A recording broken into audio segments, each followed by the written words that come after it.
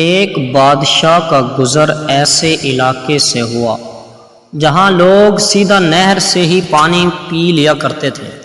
بادشاہ نے حکم دیا کہ عوام کی سہولت کے لیے ایک گھڑا بھر کر رکھ دیا جائے تاکہ ہر چھوٹا بڑا سہولت کے ساتھ پانی پی سکے۔ بادشاہ یہ کہہ کر آگے بڑھ گیا۔ شاہی حکم پر ایک گھڑا خرید کر نہر کے کنارے رکھ دیا جانے لگا تو ایک اہلکار نے مشورہ دیا، یہ گھڑا عوامی دولت سے خرید کر شاہی حکم پر یہاں نصب کیا جا رہا ہے، ضروری ہے کہ اس کی حفاظت کا بندوبست کیا جائے اور ایک سنتری کو چوکیدار کے طور پر مقرر کیا جائے۔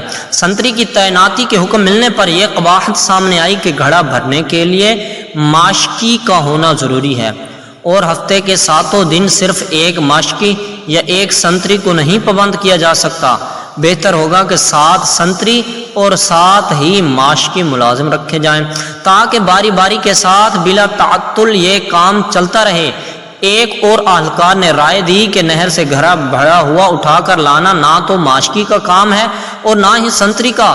اس محنت طلب کام کے لیے 7 بار بردار بھی رکھے جائیں جو باری باری روزانہ بھرے ہوئے گھڑے کو اٹھا کر لے آئیں اور اچھے طریقے سے ڈھکنا لگا کر بند کر کے رکھیں۔ ایک اور دور اندیش مصائب نے مشورہ دیا کہ اتنے لوگوں کو رکھ کر کام منظم طریقے سے چلانے کے لیے ان اہلکاروں کا حساب اور تنخواہوں کا نظام چلانے کے لیے منشی محاسب رکھنا ضروری ہوں گے۔ اکاؤنٹنگ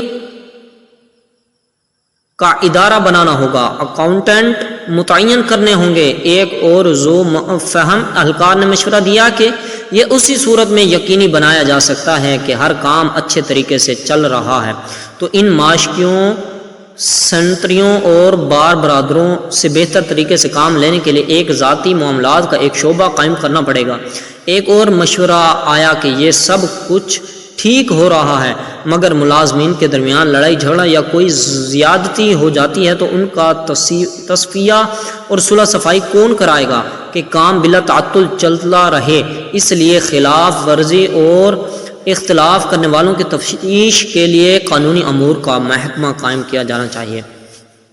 ان سارے محکموں کے انشاء کے بعد ایک صاحب کا یہ مشورہ آیا کہ اس سارے انتظام پر کوئی ہیڈ بھی مقرر ہونا چاہیے۔ ایک ڈائریکٹر بھی تعینات کر دیا گیا۔ سال بعد بادشاہ کا اپنی رعایا کے دورے کے دوران اس مقام سے گزر ہوا تو اس نے دیکھا کہ نہر کنارے ایک عظیم الشان عمارت کا وجود آ چکا ہے جس پر لگی روشنیاں دور سے نظر آتی ہیں۔ عمارت کا دبدبا آنکھوں کو خیرہ کر دیتا ہے۔ عمارت کی پیشانی پر نمایاں انداز میں وزارت انتظامی امور برائے گھڑا کا بورڈ لگا ہوا ہے۔ بادشاہ اپنے مصاحبین کے ساتھ اندر داخل ہوا تو ایک الگ ہی جہان پایا۔ عمارت میں کئی کمرے، میٹنگ روم اور دفاتر تھے۔